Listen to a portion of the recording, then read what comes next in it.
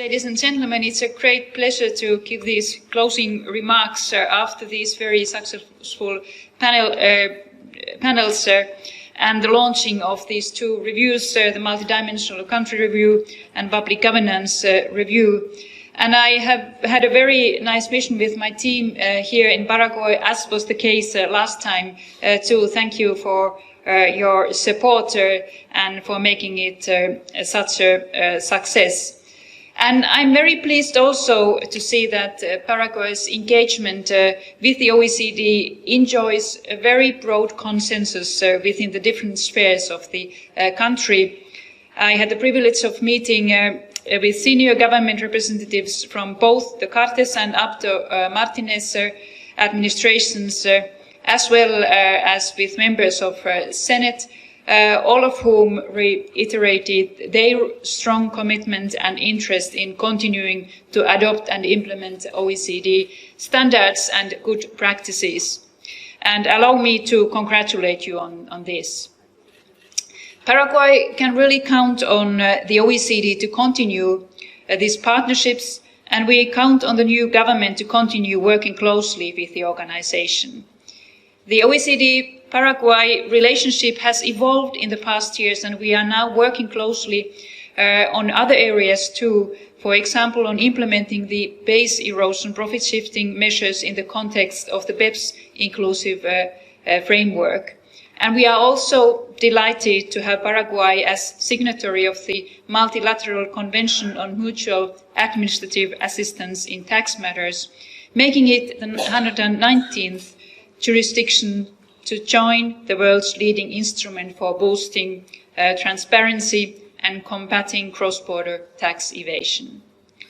The signing shows Paraguay's commitment to fully benefit from the exchange of information and the increase in tax transparency that the Convention offers, and marks also a further step in Paraguay's efforts to implement international tax standards since it joined the Global Forum on Transparency and Exchange of Information for Tax Purposes and the Inclusive Framework on BEPS in 2016. Paraguay has also expressed interest in adhering to the recommendation on open government. This is another signal of Paraguay's commitment to adopt and implement OECD instruments. The results of PISA for development that will be made available in late 2018 are extremely timely and will support the implementation of many of the multidimensional country reviews recommendations in this area. And I'm glad to hear that Paraguay is considering participating in the PISA 2021 assessment.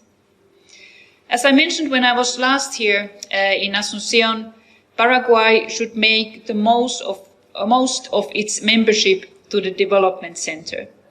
The Center's analytical capabilities will offer new opportunities for Paraguay to tap into OECD expertise in a range of policy domains, from education and skills to social inclusion, gender, or productive transformation.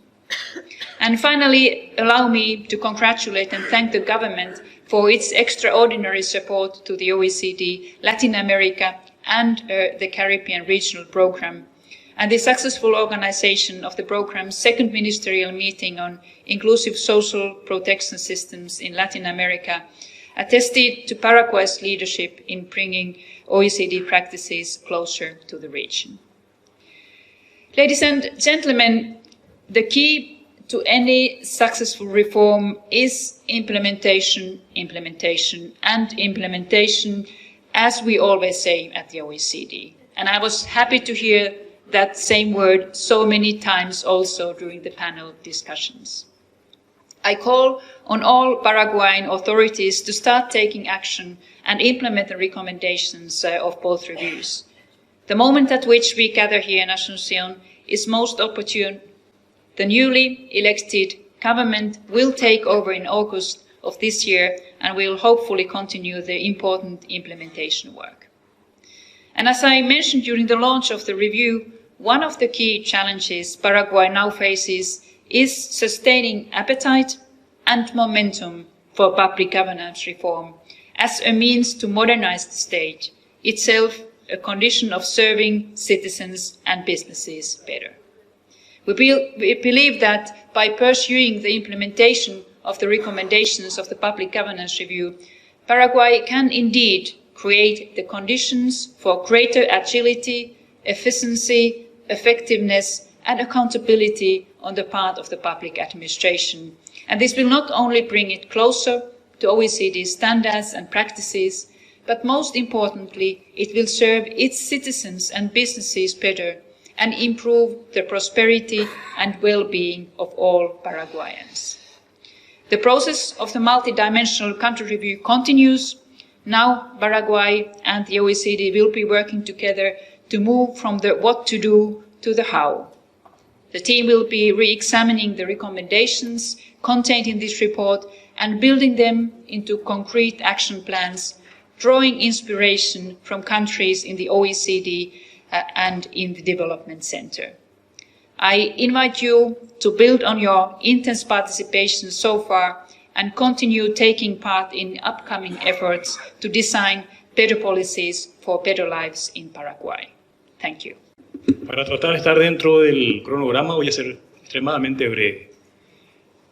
Pero quisiera reiterar el momento en que nos encontramos a la presentación de los dos primeros estudios de la OCDE financiados por la Unión Europea. Al término de una administración y al inicio de la siguiente. Y esto dentro del contexto de implementación del Plan Nacional de Desarrollo tiene mucho significado. Si bien existen dos artículos constitucionales de la Constitución del 92 que habla que los planes nacionales de desarrollo son de cumplimiento obligatorio para el sector público e indicativo para el sector privado, en más de un cuarto de siglo de vigencia de esa Constitución no se lo venía implementando. Se genera un plan en esta administración al 2030, se le empodera a un grupo de la sociedad civil, del sector privado, del sector académico y cultural, conjuntamente con los consejos de desarrollo que sean el custodio, pero quedaba esa incertidumbre.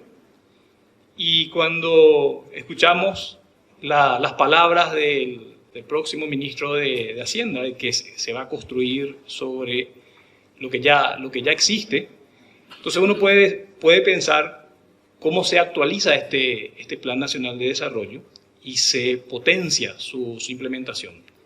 No hace falta que sean exactamente el mismo plan, tal vez no sea eso recomendable porque los contextos cambian, hay aprendizajes que ocurren, hay nuevas información y análisis que se reciben como estos dos estudios, pero sí sería muy útil iniciar un proceso de actualización de este plan y tal vez llevarlo, ¿por qué no?, un poco más al 2035 e iniciar una tradición de actualizaciones de planes de mediano plazo en forma participativa y con un énfasis en elementos implementables en base a las lecciones aprendidas de los últimos años. Creo que en ese contexto, sí, eso es lo que apuntamos y creo que eso es lo que queremos hacer. Puede llegar a ser un hito y el inicio de lo que podría ser una tradición pública en nuestra planificación de mediano plazo. Planificación a mediano plazo que se actualiza en procesos de cambios de gobierno y van revisando las metas 2030, pero poniendo metas a 2035, implementando también nuevas áreas en base a los aprendizajes y poniendo énfasis en una implementación de corto plazo en función de las transformaciones de mediano plazo que todos buscamos. En este contexto, el timing, el tiempo, la oportunidad de las contribuciones analíticas de ambos estudios que señalan una cartera y un portafolio de sugerencias bien concretas y también experiencias bien concretas y partners bien concretos que pueden continuar en el proceso de aprendizaje conjunto, es realmente inmejorable y por lo cual estamos muy agradecidos a la OCDE y a la Unión Europea. Muchas gracias.